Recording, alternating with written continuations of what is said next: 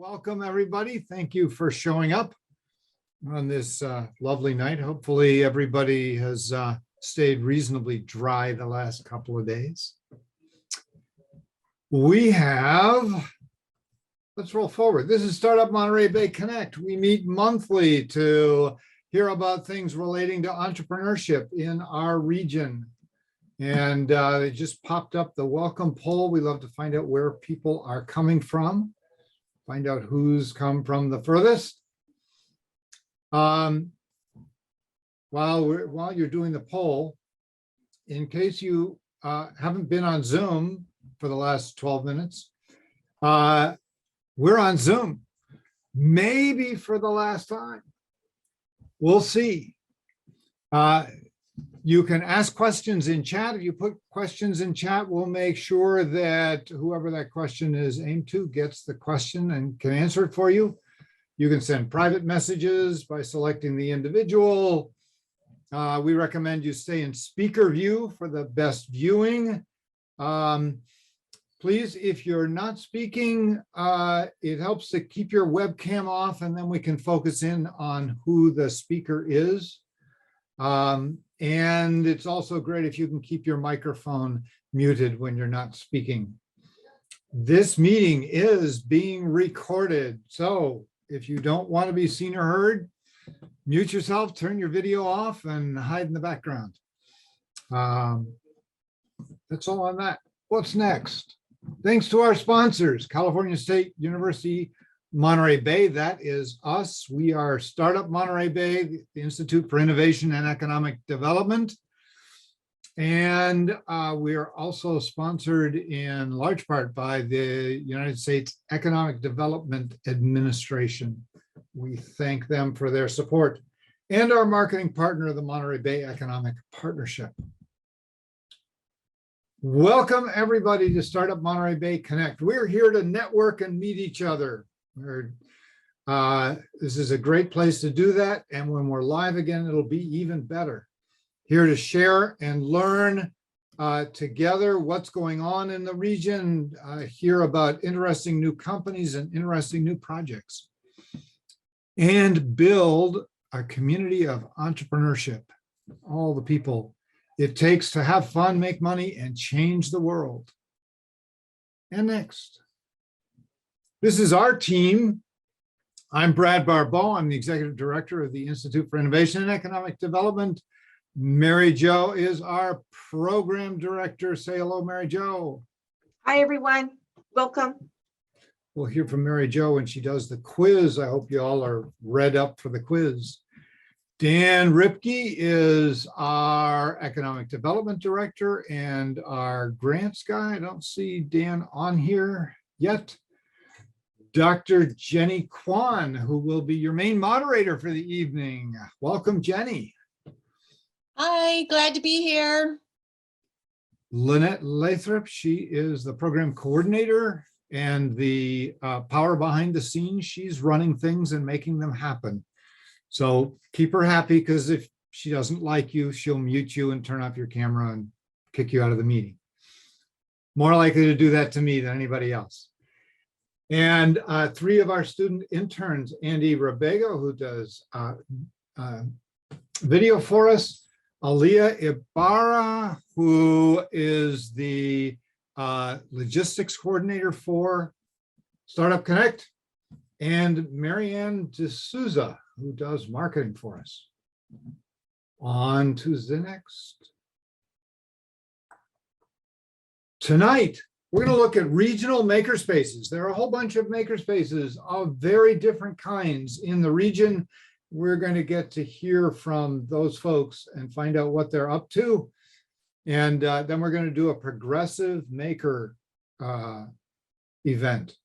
No, actually we're not, but it sounds like an interesting idea. So these are great places to go and visit as things are opening up.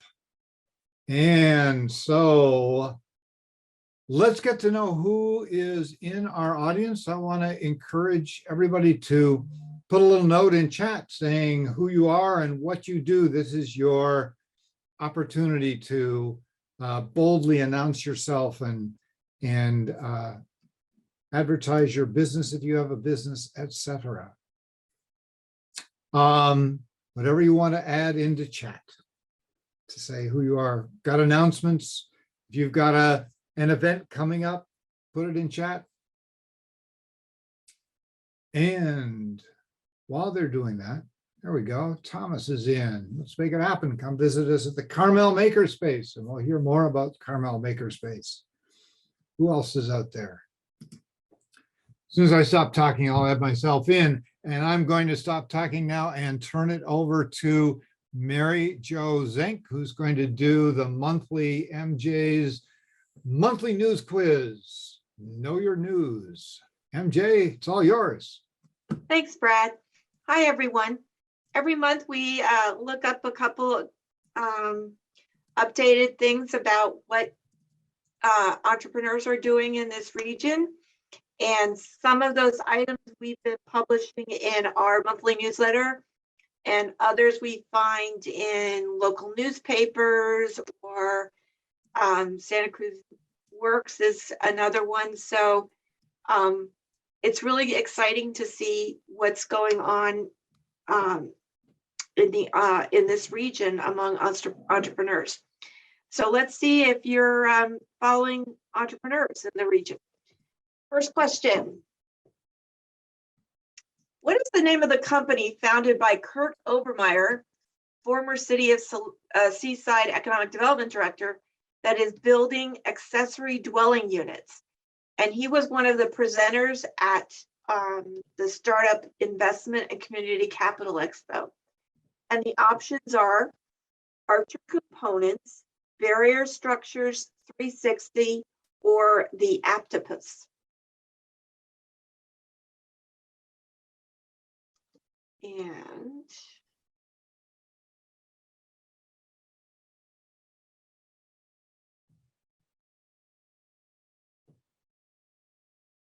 Lynette, you can let me know when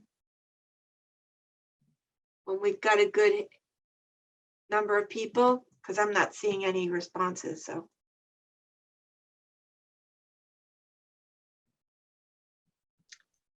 we have about, okay, so it looks like it's about distributed slightly in favor. This group thinks the Aptopus sounds more like an ADU dwelling unit builder than the other two. So let's see what the winner is. So it's really Barrier 360 structure. And this, that we did an interview and published the article in a short video on our newsletter last month, or was it this month? And Kurt's doing a really interesting job of coming up with a kind of a prefab ADU option, which is definitely a need in this region. So encourage you to read his story. When he pitched at the Startup Investment Expo, several of the investors were very much interested in his company. So pretty exciting. Let's go on to the second question.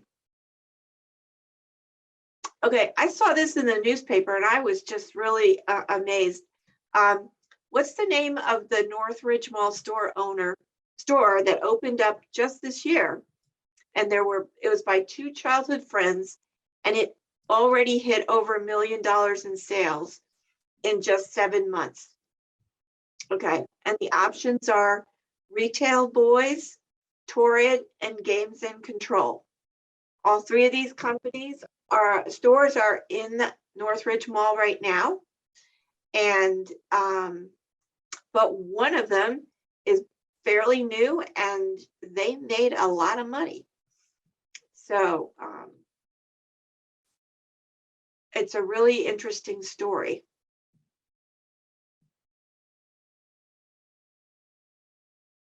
So Lynette, whenever you think we've got enough participation, you want to show the results? Okay. So it looks like Games and Control was the favorite, followed by Retail Boys and Torrid. And let's look at the results. It's actually Retail Boys. And the story was covered by the Californian. And see how young they are? And they're already selling lots of products. They're actually selling used sneakers or academic, or what do they call, athletic shoes that are hard to find. Anyway, pretty cool products, but very exciting to see two young entrepreneurs doing so well. And Okay. we've got to invite these guys to come and present at Connect. Yeah, These guys are great. yeah.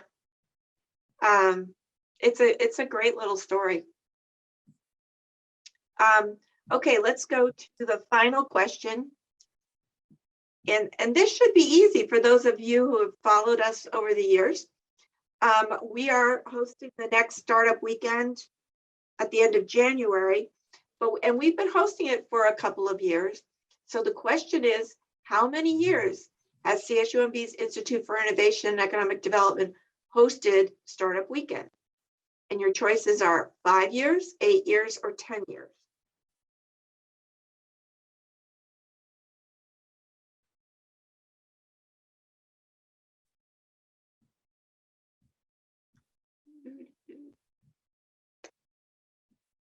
Okay, let's call it. It looks like the majority of folks feel we've been doing it for 8 years.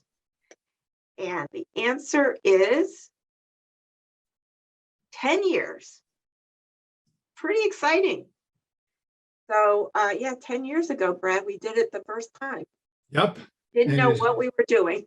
And it's just as fresh now as it was then. So it was a lot of fun. So that's it for this year, or this month, and this year actually. So, Cool. Thank you very much, Mary Jo. Anyway, while I had a little break here, I get to look around and see who's in the audience, and I noticed our new dean. So I want to take a second to introduce Mary Lou Shockley, who has been chair of the College of Business for quite a few years and is now the dean of the College of Business. Congratulations, Mary Lou, and welcome to Startup Monterey Bay Connect. My pleasure to be here tonight. Great to have you. All right, so be in the know. Check out startupmontereybay.com, our news feed there, and santacruzworks.org. They also have a very good news feed to find out what's going on in the area. We are not alone. You are not alone as entrepreneurs. On to what's next. Startup Launchpad. If you are a startup and you are looking for some advising, mentoring, you have a question you need answered, or you want to know where to go, how to get help, reach out to us at startupmontereybay.com. You can send us an email at info@startupmontereybay.com. And we're here to help startups.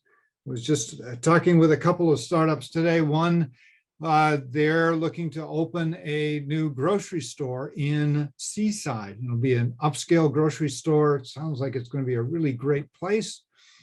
And another person who has invented a sheet that can be put on a bed by disabled people. It's got a special design that allows you to put it on without having to be able to walk all the way around the bed the way you normally do.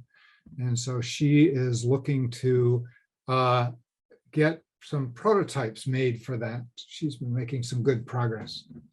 So whatever your business may be, we'd love to talk to you if we can help. What's next? Get virtual. If you're an existing business, or if you know of an existing business that needs help getting online in this new virtual world, Get Virtual can help.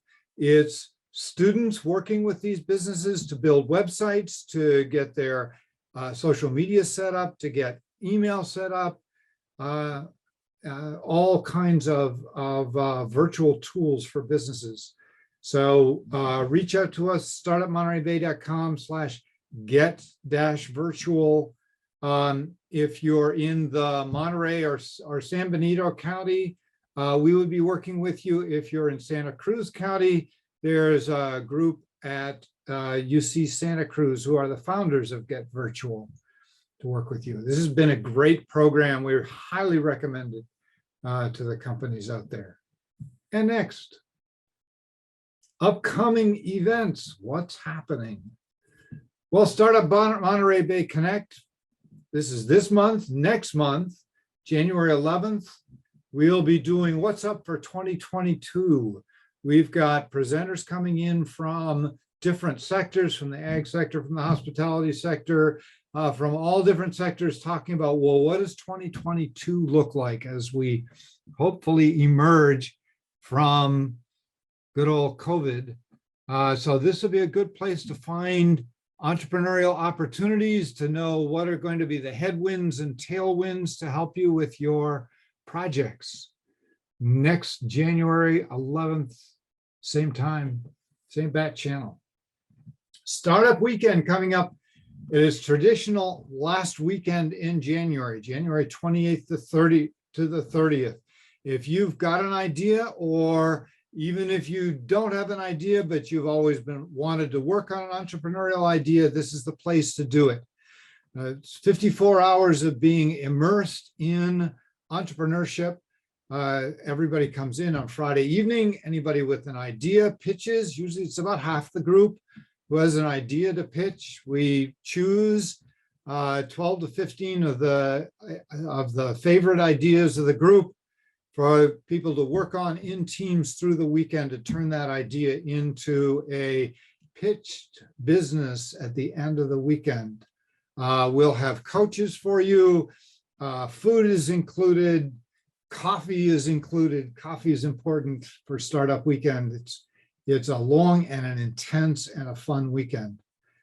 It's January 28th to 30th. If you are interested, the link is probably in chat. Yes, the link is there in chat. If you know somebody who'd be interested, this is a great place to get started. It is a totally risk-free environment. It's a fun environment, high energy, and lots of help from our coaches that we'll have in on the weekend. And then after Startup Weekend, we have, what's next? Nothing. Oh, I thought we'd have Startup Challenge, which next time we'll talk about Startup Challenge. The Startup Challenge comes up after Startup Weekend in the spring, calling all new businesses to participate in the Startup Challenge. So, but it is now time to go to our main event, our presentations.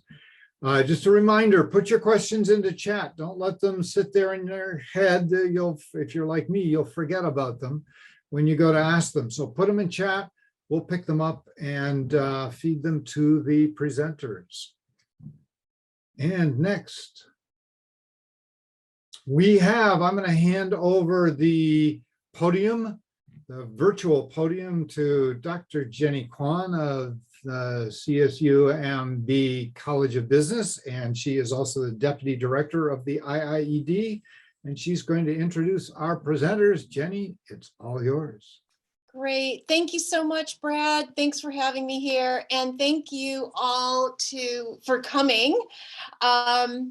It's my pleasure to present a really, I think, cool, diverse group of Makerspace directors. And I want to start off with Eric Painter. So Eric runs the Mobile Fab Lab. He's a Carmel native, and here's what I love saying about him. He worked with the U.S. Army Space Command, which has got to be the coolest former job. He, for the past 5 years, has been teaching welding and manufacturing at Hartnell, and is a member of a bunch of national Fab Lab communities. And so we're really, really lucky to have someone like as connected as Eric in our community. So Eric, go ahead, take it away. Tell us about your mobile Fab Lab, and thanks for being here. Thank you very much, Jenny. I appreciate it. Remember, before there was a Space Force, the Army had a Space Command, the Navy had a Space. Everybody had one. We just combined them into one cooler uniform, I think. That's about it. Anyway, as she said, my name is Eric Painter, and I work with the Monterey County Office of Education. I run the Mobile Fab Lab, which is a 27-foot trailer filled with things like 3D printers, laser cutters, CNC engravers. And our primary mission is to support middle school STEM education by teaching digital design and fabrication. We were formed as part of a partnership with Hartnell and CSUMB as part of a grant that was provided through the Fab Foundation, which is a MIT organization, and Chevron. So we're part of the Chevron community here in California, but also part of the international community for Fab Foundation. And I've been doing it for about 1.5 years now. COVID obviously has been a little bit of an issue, but our two primary goals, generally speaking, are to actually teach students at the schools, to show up, to work with the teachers, to try, English is hard some days, try to provide projects that tie in with the STEM learning that they're already doing. So we try to do custom projects that tie in with whatever they're working on at that part of the semester as we go in. For instance, we spent 6 weeks at Mission Union in Soledad, where we were there 2 mornings a week working with the 7th and 8th graders. They were learning about space and the formation of the galaxy. So we did things like laser etched our own maps of the solar system, 3D printed atoms, and the like, and had a great time. Our mission, though, is twofold, not just to work with the students, but also to work with the teachers. Professional development, I think, is key to long-term support of the students long-term. I was given a schedule when I got the job, and it said it was going to take me 3 years to do 1 lap of the county, spending 3 days at each school. And clearly that's not going to change enough lives, in my opinion. And 1 afternoon with me over 3 years isn't enough, as cool as the Fab Lab may be. And so working with teachers so that they can institute the same type of learning and education every day with their classes, I think is ultimately the best way to move forward with that. Many of these schools have makerspace equipment, 3D printers and the like. Usually they're bought by one excited teacher who buys it, uses it, and then he or she moves on and it gets stuck in a closet. And nobody knows how to use it. Nobody knows how to implement that technology within their day-to-day lessons. So I think really the primary goal going forward should be to be working with these teachers, work with these schools to make sure they have the equipment they want, to make sure they know how to use that, and to help support them as they develop projects going forward. I've been working with San Lucas down in South County quite a bit this year with their makerspace that they have up. And their new, they've been working with Arduinos, and I've been taking a lot of tech support calls for tying the Arduinos into programs like Tinkercad Online. And I think that's probably my 5 minutes. If you would like to know more, you can email me at least for the rest of the week at hpainter@montereycoe.org, or you can talk to Dora Salazar, who is my director, and that is at DOR Salazar, SALAZAR, @monterey.org, and I'll type that into the chat as well. So thank you very much. I appreciate it. Great, Eric. Thank you so much. I love that you're working with that age range. I mean, it's such an important, pivotal age to be working, getting people working with their hands and making their STEM education come to life. So thank you for all the work that you're doing. The next person I would like to welcome to the virtual stage is Payson McNett. He is with Cabrillo College, where he is the professor of studio arts. And so as an artist, he's gonna literally let the art do the talking. He's got a video for us. He's a product of Cal State, San Jose State, and an MFA from Indiana University. And his own art ranges in size from jewelry sized art to 30-foot tall bronze sculptures. So he gets commissions for this kind of fantastic artwork.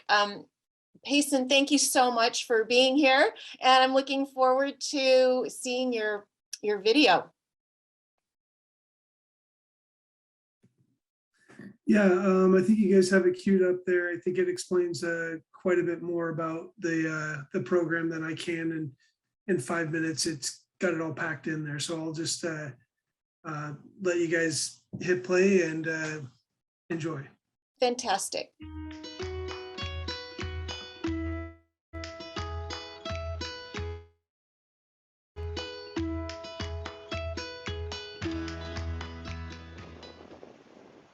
Don't ever compare yourself to someone else.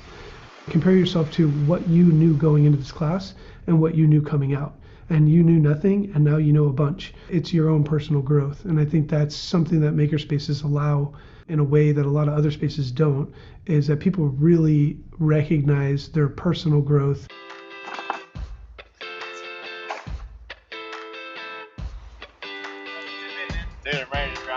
Santa Cruz is the second smallest county in California, but it's a hotbed for innovative small companies. What was important about having that initial invite for the businesses was, what are the needs? And then for the local businesses to basically say they needed the same skills, confirmed what our needs were. One of our Makerspace students had an internship at Cruz Foam, which is a startup here in Santa Cruz making materials out of biomaterials. Courtney reached out to us as a new startup in the community saying, hey, do you have any interest in internships? And we said, yeah, we're a startup, so we run pretty lean, so any cheap help and good help we can get, we're definitely interested in. So he was tasked with developing a surfboard made out of shrimp shells. They needed someone that could scale, and I was able to fill that niche. It leads to a symbiotic relationship that allows everyone to grow and develop. And when you can plug people in, get them situated, get them prepared, it makes for the smoothest, easiest transition from skills learned in Makerspace to employment. You want to acquire the equipment that you need in order to teach these concepts and ideas, and to give students the ability to differentiate themselves from other potential candidates. What we were originally expecting, is, some hands to help us in the lab, but nothing to the extent of what we gained from having them be a part of our startup and through the internship of the Makerspace at Cabrillo. This is one of my students' creations. So this is just two functions combined, and they just gave it height. And now I'm having them do some mathematical analysis after they've printed, so they have a physical object to look at. Part of the reasons that math is so hard is we're not exposed to these ideas. Makerspace is helping me tell the story of pre-calculus and calculus. For me, it's not always just the outcome, it's the process, and the process of experimentation I think is really key to development. And so I think it's excited me as a teacher that I have access to this space and these people, and it shows them that there's so many more possibilities. I think it's just this entire wave of Makerspace in general that you're able to ride this wave of inspiration.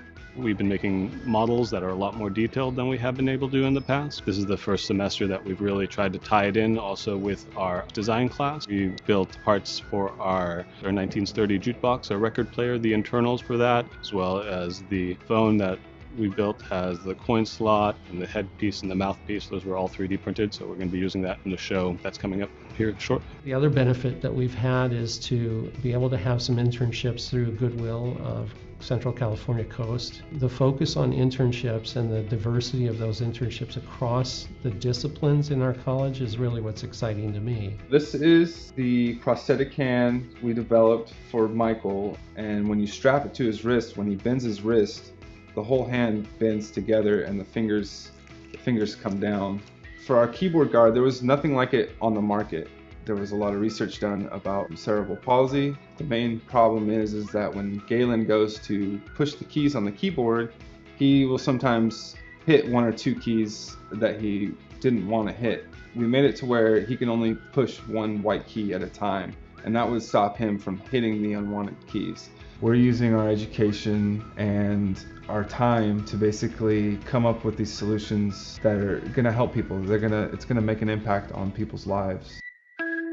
Craig Calfee came on board as our business partner in our Makermatic. Craig worked on the first carbon frame bicycle to race in the Tour de France. One of the prototypes he's working on is an electric motorcycle-like vehicle, but would be completely enclosed in a body. What I'm trying to do with this project is very difficult, complicated, and brand new. Our interns are working on how to make that vehicle appealing to customers and to investors. It was interesting to see the business partner discover things that the students were coming up with that he hadn't imagined. I think it's really a function of getting multiple lenses and multiple viewpoints and multiple skill sets in one space. As small groups, they worked as teams, which you really need to have practice with. And practicing on a real world application is a really great opportunity. Now they're going to have the skill set. Oh, I know how to approach a problem.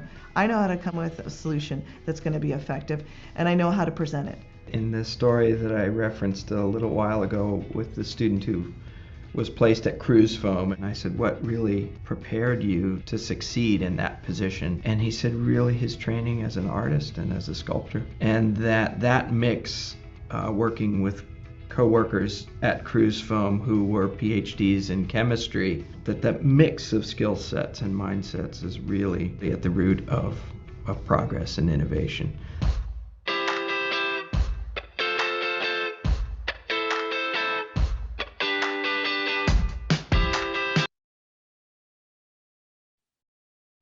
Wow, thank you, Payson. That's amazing. I can see why you wanted to let the video do the talking. I couldn't agree more with the last comment, which was about that intersection of different disciplines, art, science, technology, design. Really, really incredible. Thank you for presenting that.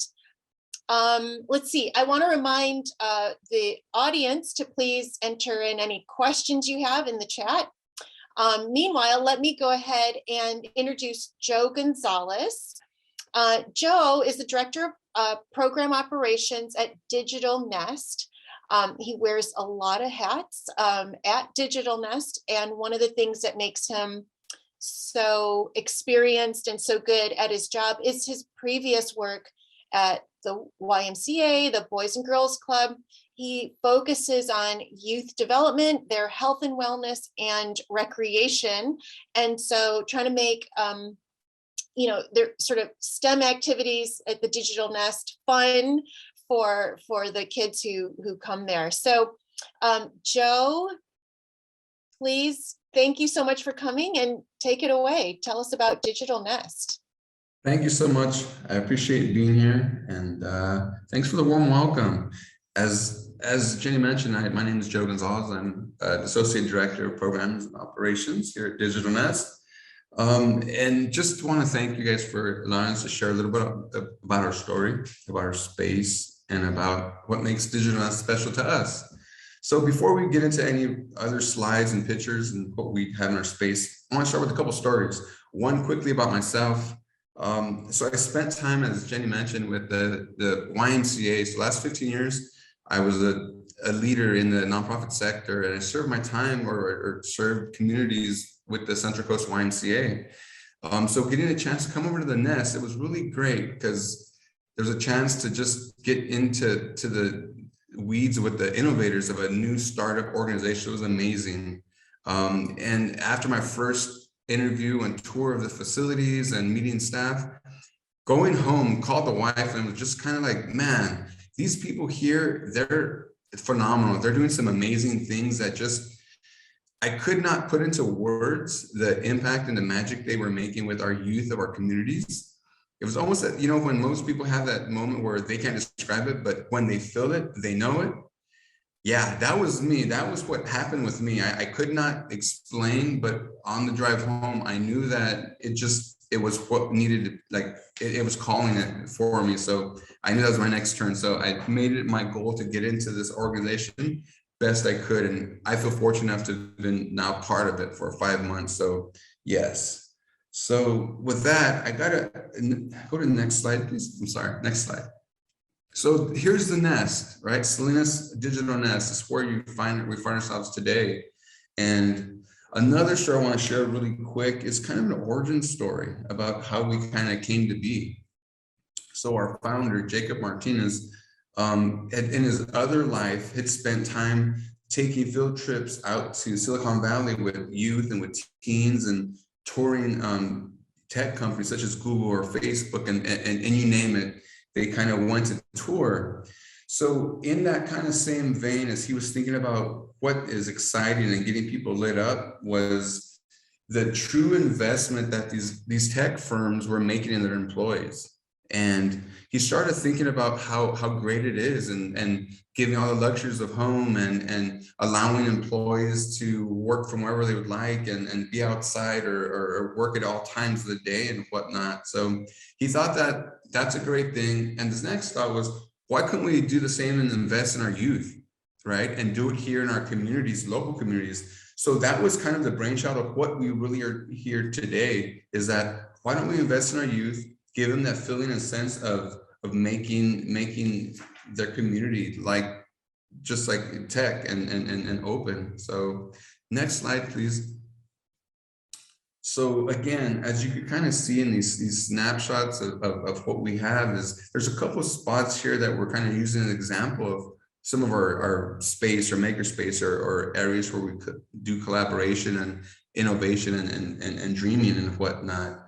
But it really, the focus is here, is that for our youth, for our folks that are 14 to 24, is who we try to serve, and we try to, that's our sweet spot, is that when people step foot into our space, we want them to feel a couple things. One, that they get lit up with inspiration to be able to develop, create, design, dream, and all that in between. Secondly, we want to make sure that they feel like they just stepped in Silicon Valley but never left their community again, and they're like, wow, this exists in my hometown. This is amazing. Let me add it, let me get after it. So those are two very common themes that we're trying to pour throughout. As you can see in these couple pictures, it kind of shows that. And at the very end here of this kind of slide here, it's about that intentional connections that we make with our members on a daily basis. You know, we try to make the connection, help them dream, push along their goal or their vision. And at the end, we're hoping that they have a vision of their true and real opportunity in their future, that they're going to be able to provide for their family, and better, even more in a larger sense, for the community that they were raised up in, and try to give back and make it a better place to live for everyone. Next slide, please. So again, here's a few other pictures that we got to show. And one thing I want to point out, though, is that we've worked really hard on details, on trying to make these spaces unique and different in each of the different settings, because as we all know, people work, learn, design, get inspired in many ways, as we've seen and as we've all experienced. So we spent some time trying to make the different settings and make it to where it's really a open space, open floor plan, and let teens and youth and our members really dictate how they want to learn, how they want to explore and experience what we got going on. But you know, the last point I want to make as I close out my quick presentation is this. Some of the foundational goals and areas that we're trying to focus on is making sure that our youth and our communities have a safe space, that it's open and welcoming, and that there's a sense of belonging for our youth that come in to tour and then become and latch on and become members here. And really it's about making sure that when they walk in, they can see themselves in our space, working, living, doing, and they also see themselves in us as team members and staff as role models. And then as we evolve, we see it in them ourselves as a young person, say, man, I wish I had this space, and I'm here to give you everything you need and pull off all the obstacles in place and let you just light the world on fire and just imagine and dream. And that's where we're trying to be at. And, you know, with the closing couple examples is that we have a doodle wall that we put up on one of our walls that, in that sense of ownership, we allow teens to be able to kind of doodle on it and leave their name and say, I was here, kind of leave their mark. And it's kind of like a literal kind of example, like go leave your mark on the world, but please, you can start here today with us and really make it magical. And then secondly, all of our furniture, you see in these pictures and the other two, furniture is movable. We have multi-functional pieces because we want the teens to really get up and go where they need to be. That's gonna make most sense to get that collaboration and that exciting juice to kind of just dream and create. So that's kind of us here at the Nest. And, you know, in closing, I just want to say thank you guys for letting me kind of share the Nest. And I look forward to hearing more about everybody else's. So thank you. Joe, thank you so much. And thank you for the beautiful photos. One of the things I think we're here tonight talking about spaces, and, you know, showing you what you've shown us is how you're bringing young people into these gorgeous light-filled spaces and saying, you belong here, you're worthy of these kinds of spaces. So I think what you're doing is just incredible work. So thank you. Thank you for coming. Okay, my next guests are my colleagues across the plaza here at the library at CSUMB. I'd like to welcome Jackie Grallo, who is our interim dean of the library. She's a researcher who is interested in how to teach information literacy and how to make library technology more learner-centric. So these are really important questions for our students. I'd also like to welcome Jeff Corrigan, who is our science librarian and outreach coordinator here at CSUMB. And he's the one who teaches and hosts a lot of workshops at the library's Makerspace all throughout the year. So he's a very busy guy. And so we're glad that both Jeff and Jackie are able to take some time out for us tonight. Welcome. All right. Thank you. And hi, everyone. So I'm Jackie. Before I get started, I want to take a quick moment to acknowledge our brilliant and dedicated Makerspace coordinator, Rachel Hester. She's not here tonight, so Jeff and I are going to tell you all about the great things the Makerspace is doing, but please know that none of it would be possible without Rachel. So with that, next slide, please. Okay, so just a very little bit about CSUMB for those of you who may not be familiar. We are a Hispanic serving institution of right now just under 7,000 students. Little over half are the first in their families to go to college. A little bit under half have transferred from another university. The home of our Makerspace is in the library, and we are very proud of our fabulous location. So next slide, please. All right, so Makerspace soft opened in spring of 19, fully opened in fall of 19. Next slide, please.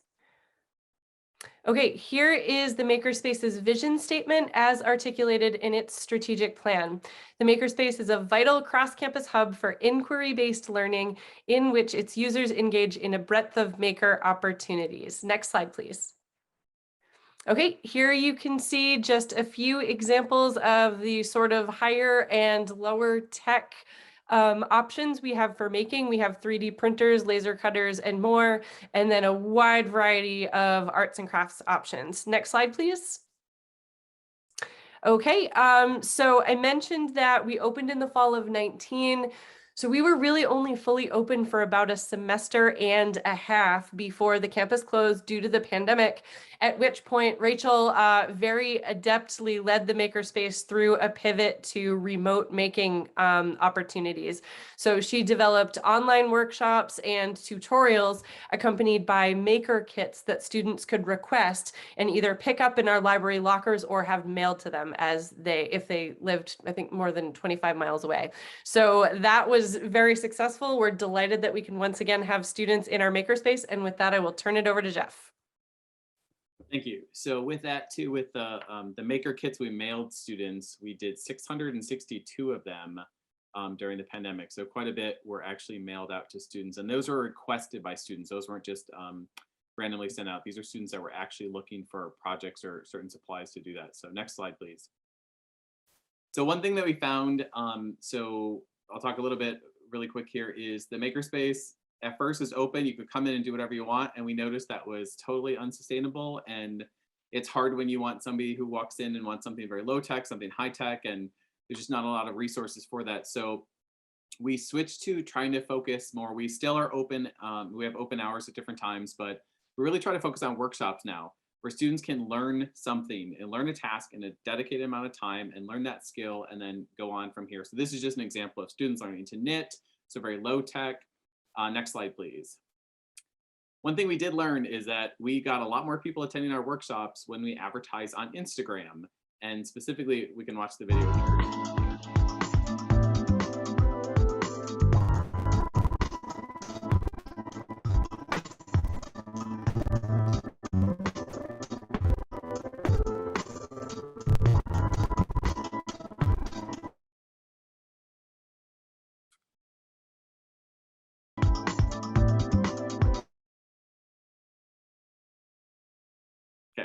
could be my internet too, was a little bit slow there. But anyways, we found that if we actually showed people what we were going to be doing, so this is just me actually painting some jellyfish just to promote a watercolor workshop. But if we showed students what we're actually going to make in a workshop, we got a much higher attendance rate. So that is why we started doing Instagram workshops. We also do promote it on our campus's kind of platform. It's called MyRaft, which is kind of like a social media platform. But anyways, Instagram has been really popular for the library. Next slide, please. So as part of my job, there we go. So as part of my job doing outreach, it's really trying to make sure that the library and the makerspace and everything is really known throughout campus and finding pockets of people that may not know about us. And so I sit on the faculty athletic board. And one thing I had started was we had done some winter book clubs with some athletic teams. And then we, as a fun reward, we decided that we could do team building activities with them in the makerspace. So next slide, please. And when we did that, we found out of the 42 students that we had brought in, only 2 of them even knew we had a makerspace in the library. So it's good to get out there and see who doesn't know about your facility, even if you're on campus in the library. A lot of people had no idea. So we had 2 students. So next slide, please. So this is just one example we did. This is the women's water polo team. We made shirts, same with the men's basketball team. We made shirts, they got things to decorate their lockers. They personalized different things of their own, had a good time. So next slide, please. And the reason that's important to get out into campus is that these students didn't know. So here's 2 of our basketball players who didn't know the Makerspace existed, came to the event, came back to the Makerspace, wanted to learn a couple new skills. For example, neither of them had ever used Photoshop before. Neither of them had ever used a Cricut before. Neither of them had done heat presses before. So they came in, learned all these skills so that they could then do another project for their teammates that were seniors and were graduating. So next slide, please. So it's good to get people in, knowing your numbers of people. This is just a really quick slide here. We track the number of people that come in the Makerspace. Obviously, you can see that all ended with the pandemic beginning. But up until that point, like we were really shooting high that we were getting several hundred people each month come into the Makerspace. Next slide, please. Another thing we found is that students were coming into the Makerspace not just to make something from the beginning, but that they needed things to finish projects they were already completing. You might have noticed in the chat I put in a student, the upper right-hand corner there, they literally made that instrument there. It's called a hurdy-gurdy, but they needed a couple pieces to finish their project. So they were able to use the laser cutters to cut some wood to finish their, I think it was broken at the time, but some of these students, they just needed the Makerspace to do something like a part of their project. There's a person there with a ukulele they wanted to paint. Another one 3D printed the face of their little Furby they made there. Another one needed, eyes and different parts to finish. They were a really good crocheter, but they needed some things that they just didn't have in their dorm room. And that, so people come to us for different reasons, for different levels of skill. They come to us because they want to de-stress. They want to do a class project. They need to create lesson plans for their, their teacher education. They want to learn a new skill. So people come to us for a wide variety of reasons. Next slide, please.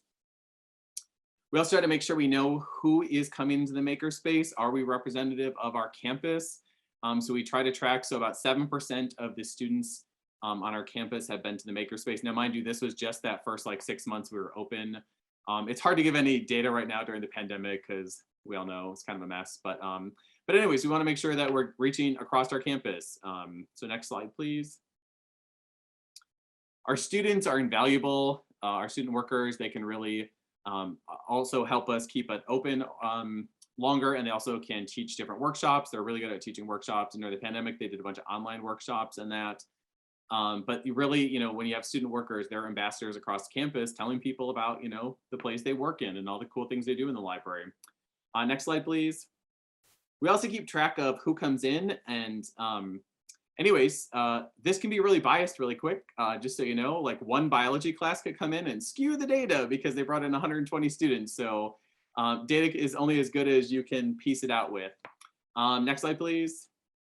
Our Makerspace is pretty happening place at times, and now that we're back, it definitely can fill up quickly.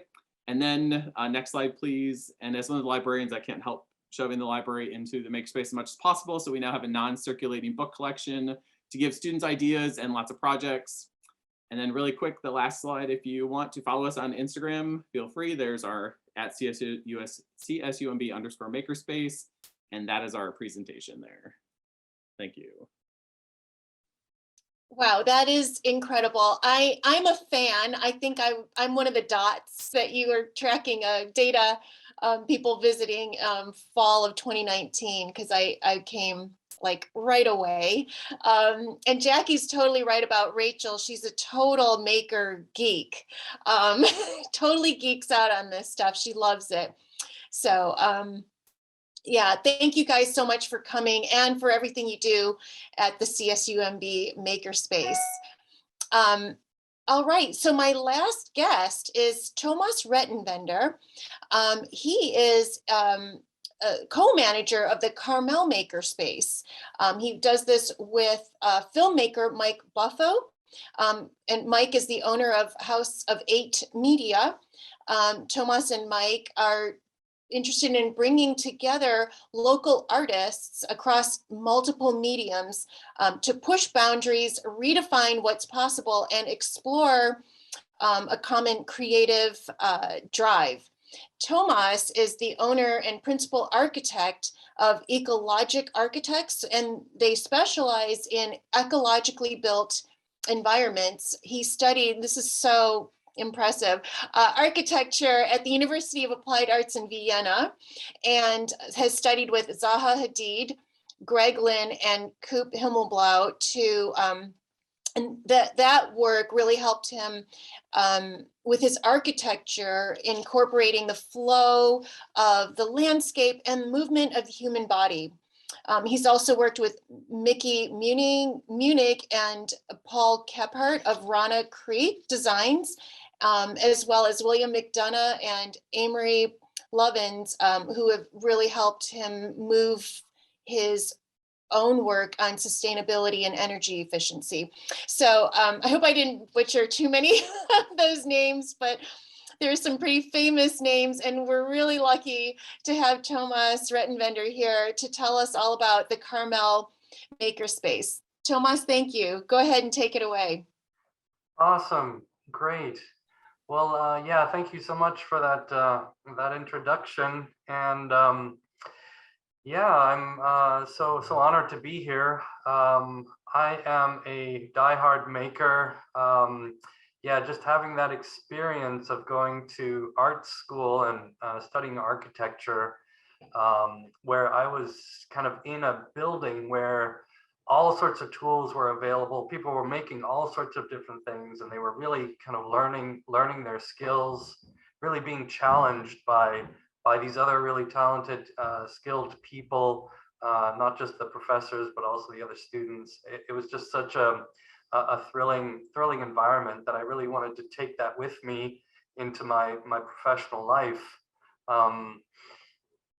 Yeah, and so when it came time to kind of open up my own workspace, my own office, I decided I wanted my space to be more than just my own architecture office. I wanted it to be a space for the community to come together and be able to create together. And soon after I found this space here in downtown Carmel. Mike Buffo joined me in the space with a common vision. And while I'm sort of what really pays the bills is making the architecture, the buildings, the homes for me, and then for Mike making films, videos, and ads, but also hosting virtual events. Yeah, our goal with the Carmel Makerspace is to create a sort of a cultural environment where people can come together and create together, get advice from other makers, and yeah, and share that knowledge and that joy of being creative. So I've got a few slides just to give you an impression of what we do here. So we'll go to the next slide. So yeah, so our core services are architecture and design, media. We host events here at the Carmel Makerspace, and we also fabricate and help with 3D modeling, 3D design, 3D printing. Although, yeah, our focus is not so much in the fabrication, but more in the design and the preparation of these projects. Next slide. Yeah, so I'm also a passionate educator, a teacher. I've about 10 years ago, I started the green building design courses at MPC and at UC Santa Cruz. And yeah, I've been teaching green building at UC Santa Cruz for over 10 years now. And here you see us building one of our projects. This is a micropod, which is a portable multi-use tiny house with a kitchen, solar panel, power system, and storage, and even an integrated greenhouse. But yeah, it's just so exciting to kind of give students the design tools and inspire them to create their own projects. And this micropod was designed by the students and built by them as well. Next slide. So yeah, so virtual 3D design, that plays a big part in what we do here. Certainly for architecture, it's very useful. This is a 3D model that they did for a house in Pebble Beach. Next slide. And then here it is finished. So the ability to 3D model a project and work out the materials, really kind of work out the geometries is really fun and exciting, and a huge asset, can be a real time saver. Next slide. So yeah, I'm a passionate physical model builder. So really old school in a way, but cardboard and some different materials. You can create topography, create really exciting volumes. This model I designed and built together with Mickey Munig, an architect down in Big Sur. Next slide. Yeah, here's another physical model that we built, and the topography was milled with a CNC miller, and yeah, with the actual building was built by hand. It had a detachable roof as well, so you could see the inside. Yeah, just a lot of fun to make things like this. Next slide. So here we are. Yeah, this is our shop, the Makerspace, in the Suvecino courtyard in downtown Carmel, real close to the Cultura restaurant. And Carmel is just a hub of creativity, really. It's just the number of artists and the craftsmanship that is here in Carmel is quite amazing. It's a lovely place to kind of just wander around and see the artwork. So I do encourage you to come by and find us here in Carmel and come check out our space. Next slide.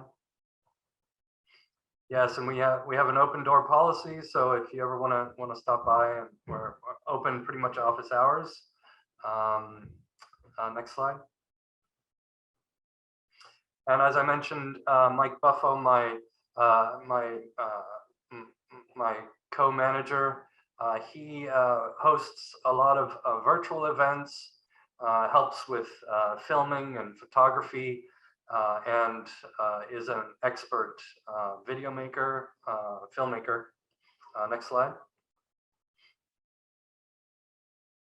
And yeah, here's one of our events. Yeah, sort of before the pandemic, we really had a regular series of happenings You can see artwork being exhibited, speakers sharing their artwork, and people coming together with music and refreshments and whatnot. Next slide. Yeah, so really, what we're passionate about is building our network, creating community and sharing the creative process, sharing knowledge. Next slide.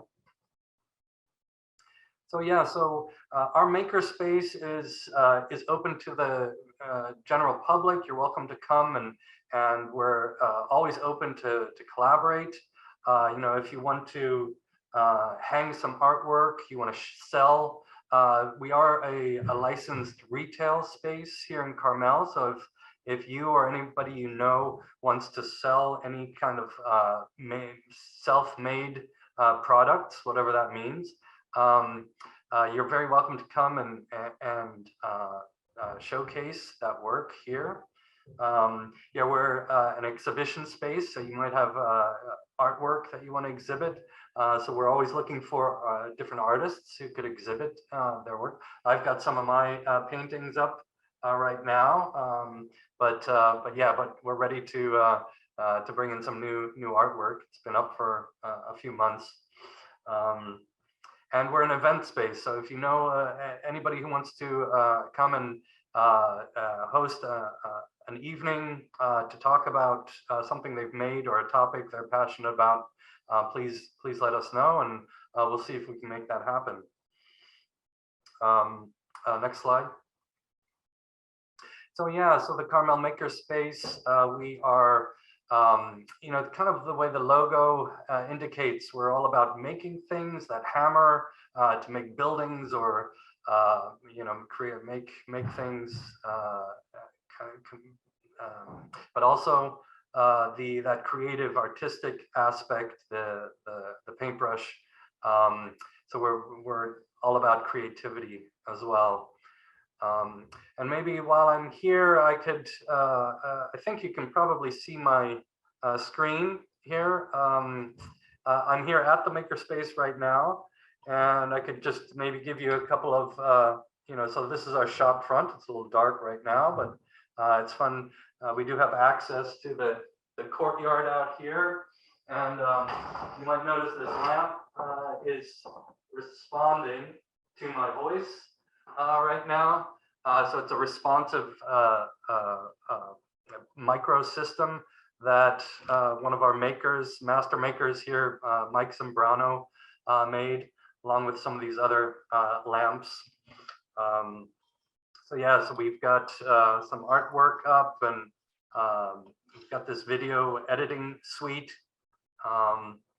Yeah, we do have some tools here as well, like this movable video podium and the foam cutter, some 3D printers and whatnot. But yeah, it's just about 500 square feet, and but we love sharing this space, and so please do be in touch, and we look forward to hearing from you.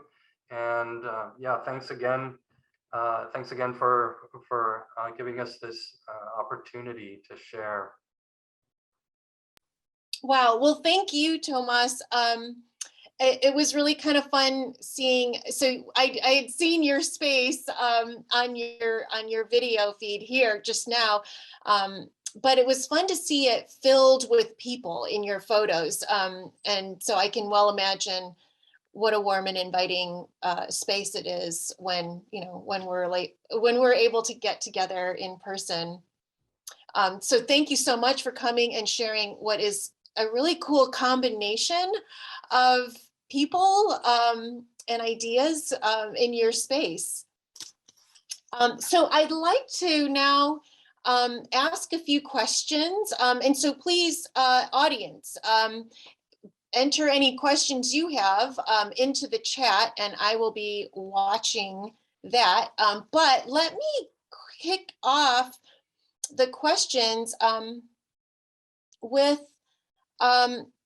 so something that I notice is how diverse the spaces are. they seem really complementary to me. Some are very artistic, others are very industrial. A lot of them combine these things. And so let me start with Eric. Eric Painter with the Mobile Fab Lab. How much collaboration and community have you been experiencing among your fellow Makerspace managers? Right. Well, our local community is just really beginning, and partly that's because so many of these makerspaces have started generally just before or just after COVID. And so, you know, the challenges we all know getting together and doing things, especially when what you do is making stuff by hand, you know, in person makes a lot of that stuff. I mean, there's a fair amount of digital design and stuff. I've been lucky enough to work with Rachel Hester at CSUMB, Julie Carrillo at Hartnell. Nest has been a part of the design, and Grant that actually created the Fab Lab, the mobile Fab Lab at NCOE. So we've worked with Nest a little bit as well.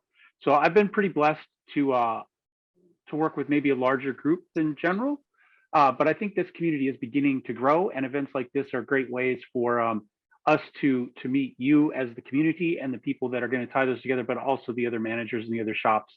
For instance, today is the first time I've seen Tomasa space, and so that's really exciting.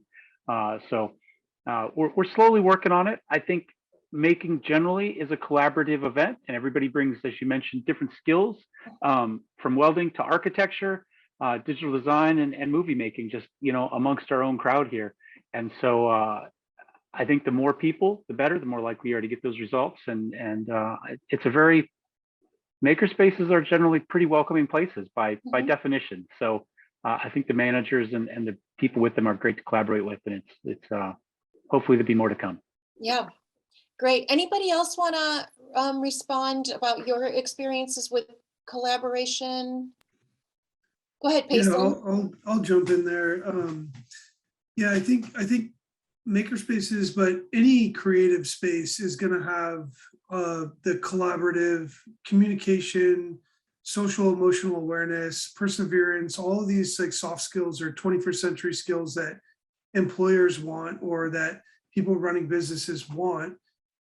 These things happen in makerspaces, and being from academia, and so many of us are, we get so wrapped up in like, how do we teach those things, right? And sometimes we disconnect with the reality of what the students need or what the community needs. And so, like I think what Eric was saying, I'd echo the same, in that the more you connect, the more you create these spaces which create opportunities for connections and networking within the community. And then once you start to connect those maker spaces in different communities, the synapses start firing. And so you get this cross-disciplinary, cross-pollination of ideas, and the collaboration just starts to really thrive. So I think that's really exciting. And yes, COVID definitely really abruptly put a stop to a lot of the makerspace activity. Cabrillo, we actually created PPE for local nurses and healthcare workers, and even grocery store people, essential workers. So we didn't completely close down, but as soon as we were done making that, the college had to basically shut us down. There was just no way to use it. So we're finally getting that energy back up and running. And this is a really great event to connect people. I know I've met Eric once before, but I don't think I've met anybody else on this panel. And we're all doing such similar things in so many different places. And then you branch outside of the Bay Area, outside into California, outside nationally, and then internationally, like Eric was mentioning in his presentation.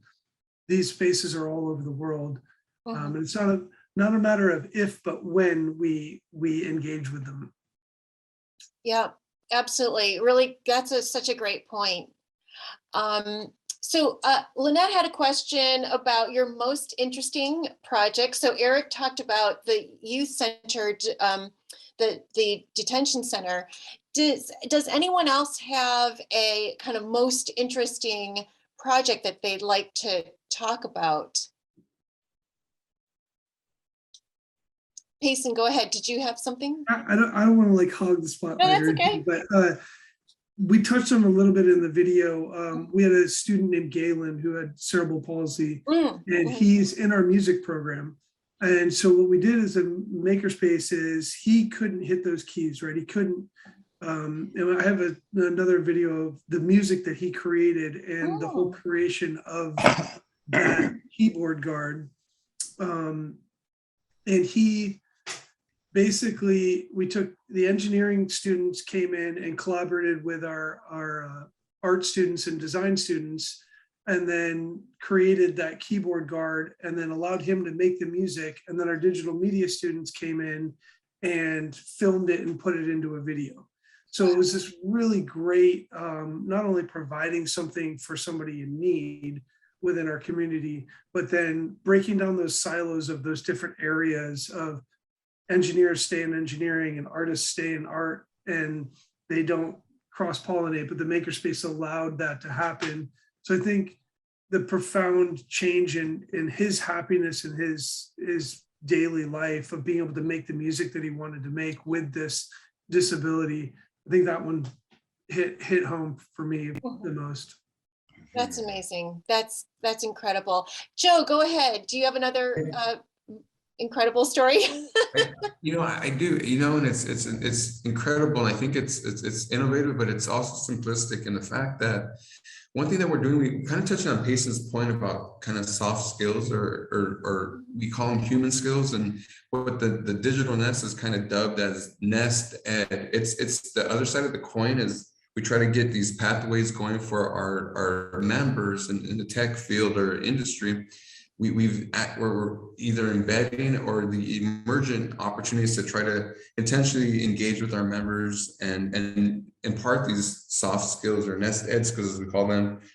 It's something I've not seen done before in a sense that it's just really called out in different settings, either just by happen chance that there's a group of youth or members that are talking to in a classroom that we have a project or a course we're teaching. So it's a great study. I'm again been here 5 months, but I think it's a great human side of what we try to get our youth and our members to try to learn about, which is they need a whole kind of holistic approach when they go out into the industry, into the world, to really market themselves and get themselves into great jobs and continue to innovate. So it's interesting to me that to see how this plays out, but it's something that was developed a couple of years ago, and they're just really rolling it out and being very intentional about it here at our nest. So I'm really excited to continue to follow that track and see where it really, how it shapes the lives of our members.